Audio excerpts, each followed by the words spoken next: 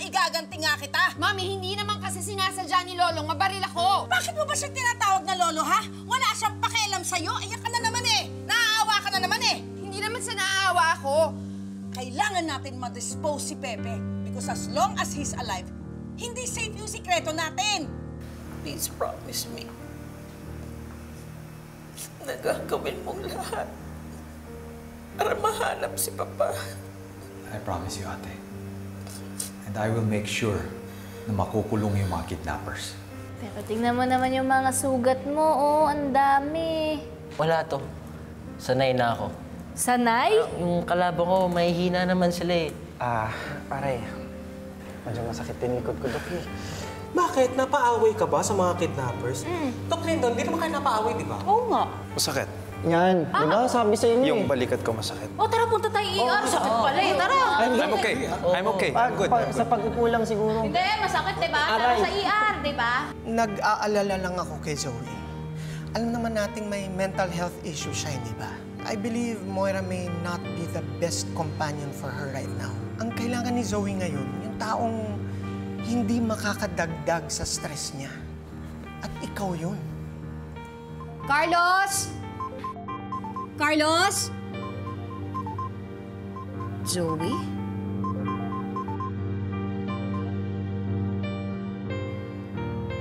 Hello, I need your help. I need your help, Dad. Anong sabi mo, Zoe?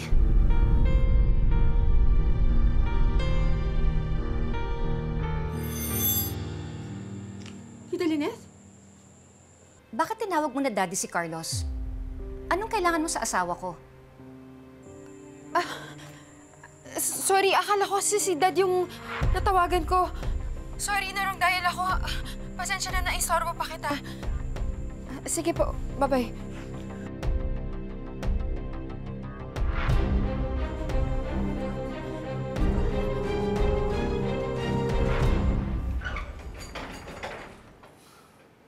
Lynette?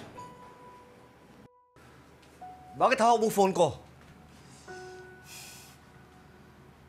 Sinagot mo tawag ni Zoe? Sorry, nasagot ko yung tawag niya.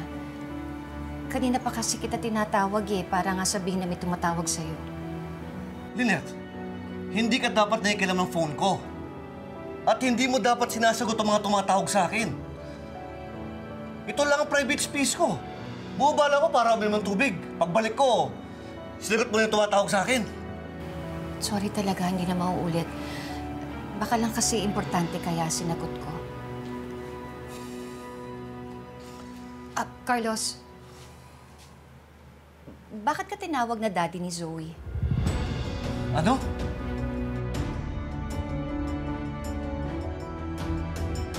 Bakit ka tinawag na daddy ni Zoe?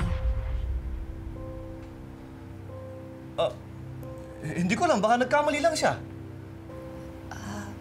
Baka nga. Kasi yun nga yung sabi niya sa akin eh. Nagkamali daw siya. Ang daddy daw talaga niya yung gusto niyang tawagan. Pero namali siya ng pindot. Ayun naman pala eh. Pero iniisip ko, parang ang layo naman ng RJ sa Carlos, hindi ba? Para magkamali siya. Oo, malayo nga yung R tsaka C, pero baka nakalagay sa phone book ni Zoe. Doc. Daddy. Daddy, Doc Carlos. Pwede mo siya magkamali, hindi ba? Ikaw nga, Lynette. Ako nang kaharap mo. Tinawag mo ang RG eh. Di ba? Pwede naman talaga magkamali.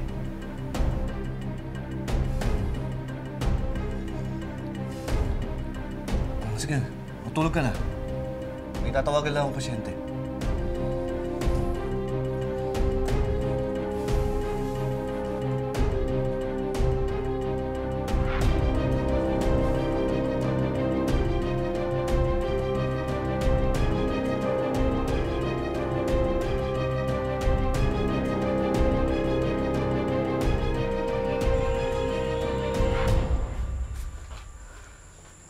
Zoe? Ano? Kamusta na yung sugat mo? Anak ko, tumutugo pa. Ano ba? Alam mo, hindi ka pwedeng maubusan ng dugo. It's continuously bleeding. Kailangan natin gamutin yan. Zoe, okay ka lang ba? Mami, tumawag ako kay Doc Carlos. Si Tita Lynette yung nakasagot.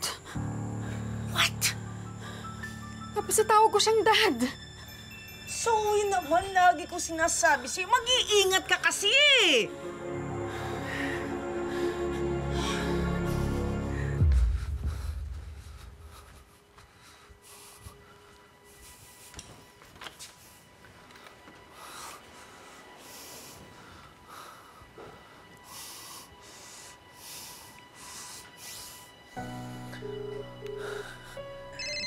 Oh, sino yan?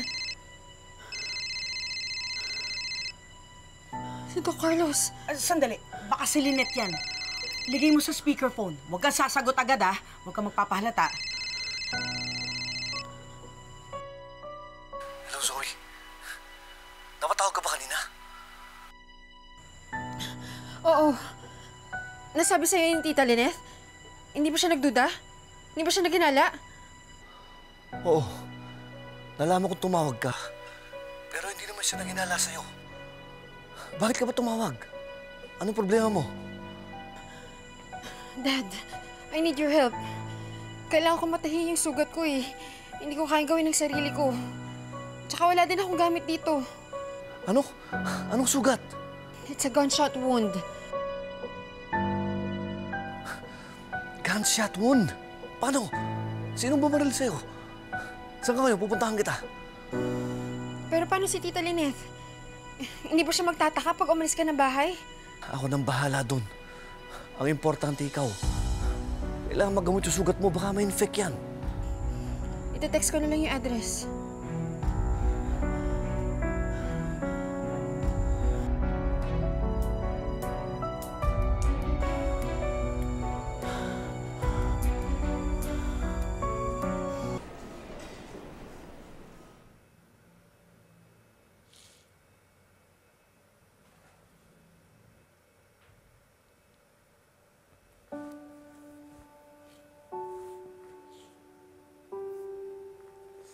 Giselle, buti naman po, gising ka na po.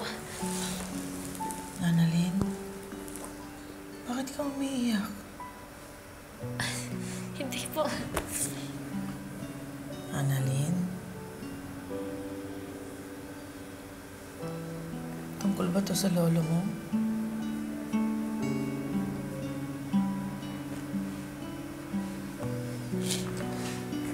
Tsaka, nag-iiliti din po kasi ako kasi wala po ako sa tabi ni nanay nung nasa panganib po siya.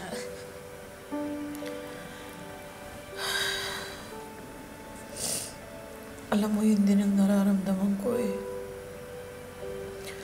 Wala ako sa tabi ng papa nung dinukot siya. Pero ang papa, he's always been by my side. Kahit anong time na naglayo si Obeng, there was a time na gusto ko na rin umalis. Kasi nga sobrang stricto ng papa, matigas, masungit. Masyado siyang perfectionist. At kung meron siyang naisip, kung ano yung naisip niya, yun ang ipipilit niya. Pero ngayon ko na-realize na marirealize mo lang pala at mararamdaman mo ang importansya ng isang tao kapag wala na siya. Ganon din nung wala yung anak ko. Too late na nung na-realize ko na sana hindi ko siya pinamigay. Tita Giselle, babalik po si Lolo sa atin. Makakasama pa po natin siya.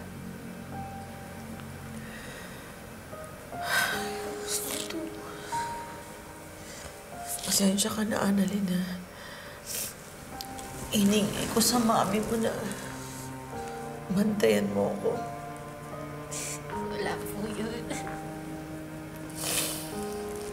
Kasi naman, kung buhay pa sana yung anak ko, di sana may mga kasama ako dito. Hindi ako nag-iisa. Thank you.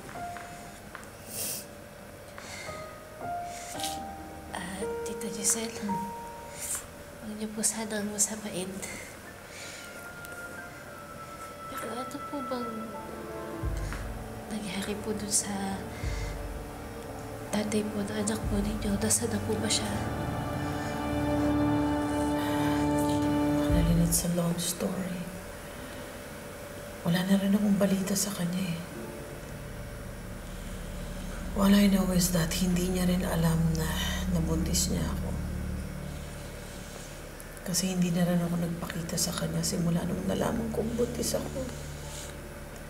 Itinago ko sa kanya ang lahat. Alam mo kasi, nung time na yun lang yung naisip kong paraan para may pagpatuloy ko yung pangarap ko para sa sarili ko.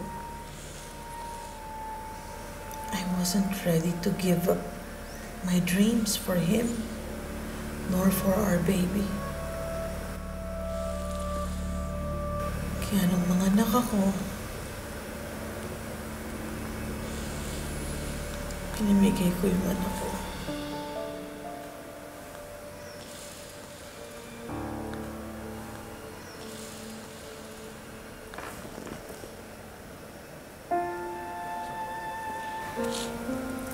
Tita, babantayan ko po kayo.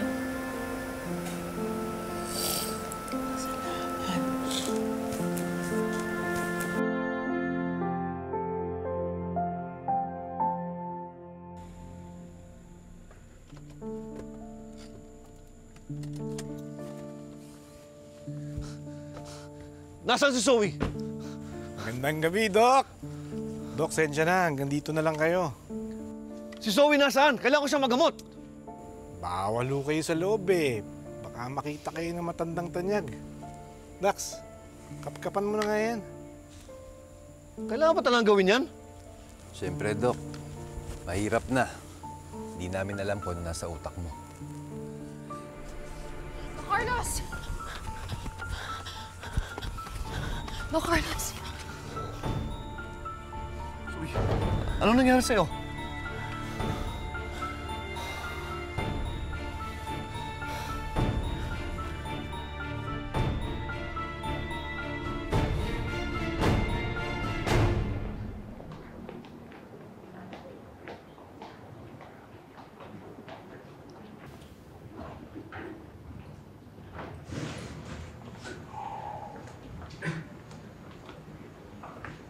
Tay?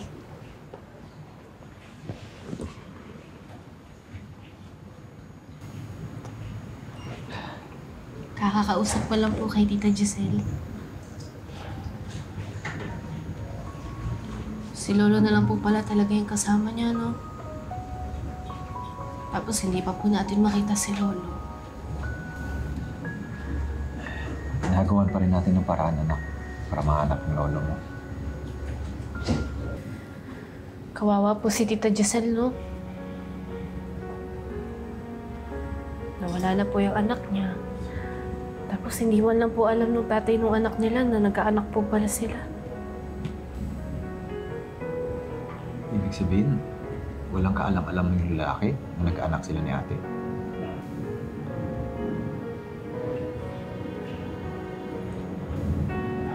Siguro kung nalaman niya na nagkaanak sila ni ate, malamang masaya siya. My sister's life would have taken a different turn. Pero, wala rin akong alam tungkol dun sa lalaki at sa relasyon nila ni ate. Siguro kung hindi sila naghiwalay, may kasama si ate ngayon.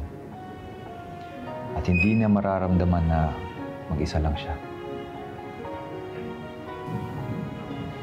Kaya nga po eh. Pero siguro po talaga hindi po sila tinadhana para sa isa't isa.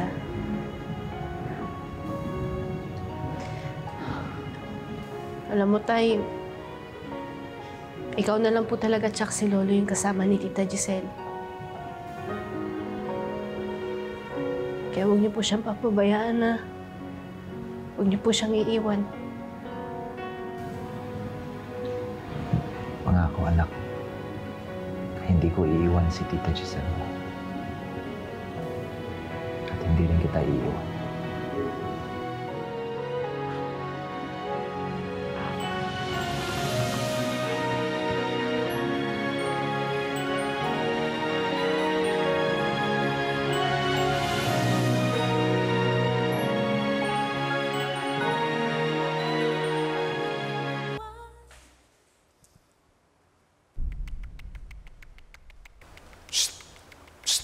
Yang.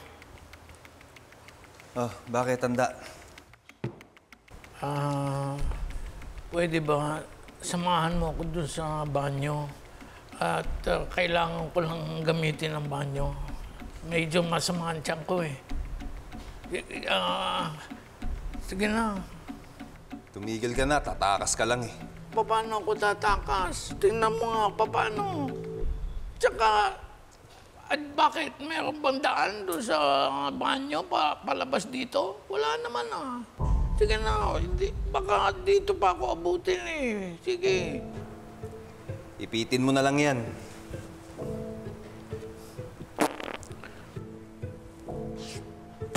Baboy, nagkakapi ako eh. Sinabi ko naman sa iyo eh. Pag inabutan ka niyan, hindi ko kasalanan pag namatay ka. Sige na. Kailangan ilabas ko na ito eh. Umayos ka ha. Kapag ikaw may ginawang kung ano, masasaktan ka sa akin.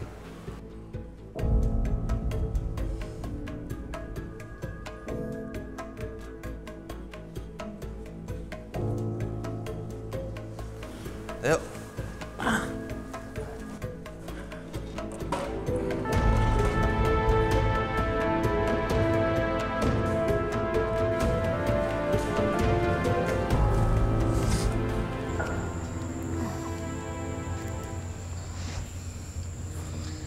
Buti na lang, kompleto yung dala kong gamit. Yan, malinis yung sugat mo. Thank you, Dad. Zoe, sinong bumaril sa'yo? Dad, please. Huwag mo nang tanungin. Ang importante, nandito ka para gamutin ako. Ayun ang CR. Diretso. Bilisan mo ha. Hoy. Kung may binabala kang masama, huwag mo nang gawin. Wala kang takas dito. Wala naman akong binabala mo. Oh. Ano ba hinihintay mo? Gusto mo, samahan mo ako. Samahan mo ako. Halika. Baboy mo talaga, matanda ka. Bilisan mo ha. Sige na. Umalis ka na. Manunood ka ba ba? Wala naman akong ticket na binibenta. Bilisan mo. Diyan lang ako.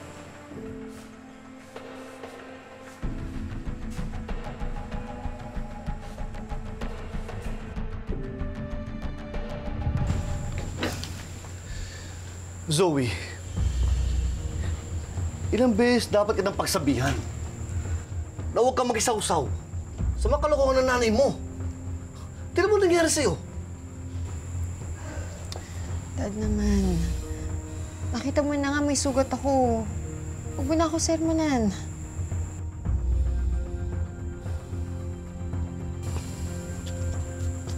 Carlos, ano? Kamusta na si Zoe? Dad! Bakit mo ginawa yun? Walang hiya ka! Nagsabihan na kita, hindi ba? Huwag mong idadami si Zoe sa mga kalokohan mo, sa mga krimen mo. Tapos dinala mo siya dito. At na-expose mo sa mga taong halangang bituka. Labas na ako dyan, ha? Napag-utusan lang ako. Ano? Gusto mo matuod yung anak ko sa kanila? Maging kriminal? Anong klaseng nanay ka? Hoy, Carlos! Huwag mong questionin ang pagiging ina ko kay Zoe. Bakit? Kailan ka ba naging magulang niya, ha? Hindi porket nagpunta ka rito para gamutin ang sugat niya, dakilang ama ka na! Tama na! Tama na! Huwag na nga kayong mag-away! Zoe, Kriminal ng nanay mo! Ah! Kriminal, ha? Mami!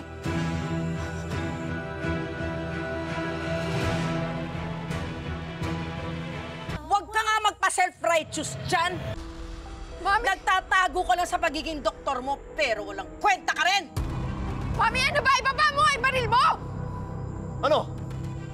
Papatayin mo ako sa harap ni Zoe? Yan ba talagang gusto mo? Hindi ako magdadalawang isip na barilin ka, Carlos! Eh di gawin mo! Patunayan mo na magaling ka nanay. Sirayan mo lalo ang buhay ni Zoe! Ah, ganun na! Hey, Mommy, please! Don't kill my father! Don't kill my father! Si Roberto Tanyag lamang ang ama mo!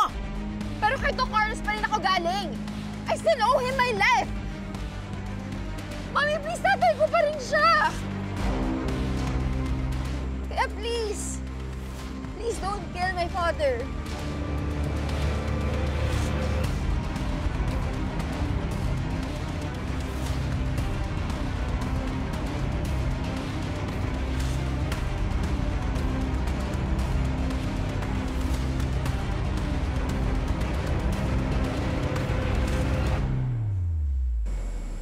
Si Doc Carlos, ang tunay na ama ni Zoe.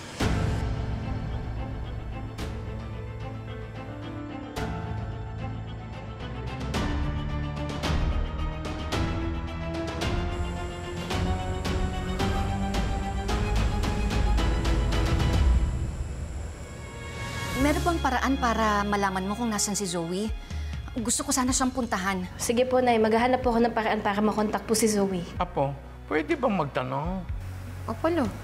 Kilala mo ba yung tunay mong ama? Madam, yung plano mo kay Tanda. Gusto mo dispatchahin na natin? Kilala niyo po ba ito? Siya po si Police Officer Balahadia. Bakit sangkot ba siya sa kidnapping? Posible po, ma'am. Katagal nang may record to sa amin. Natatandaan ko na siya. Ibig sabihin, magkasabwat sila ni Moira.